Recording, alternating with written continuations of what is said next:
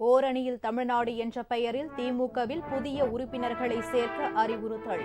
சட்டமன்ற தேர்தல் தொடர்பாக மாவட்ட செயலாளர்களுடன் முதலமைச்சர் ஸ்டாலின் ஆலோசனை.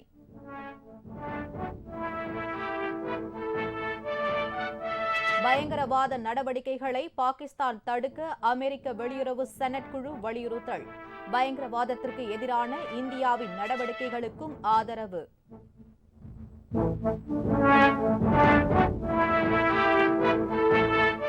மகாராஷ்டிரா சட்டமன்ற தேர்தலில் மேட்ச் பிக்சிங் மோசடியை பிஜேபி நடத்தியதாக ராகுல் காந்தி குற்றச்சாட்டு. பீகார் தேர்தலிலும் இது தொடரலாம் என எச்சரிக்கை. ஆபரண தங்கத்தின் விலை இன்று அதிரடியாக குறைந்தது. சவரனுக்கு 1200 ரூபாய் சரிந்ததால் நகை பிரியர்கள் ஆறுதல்.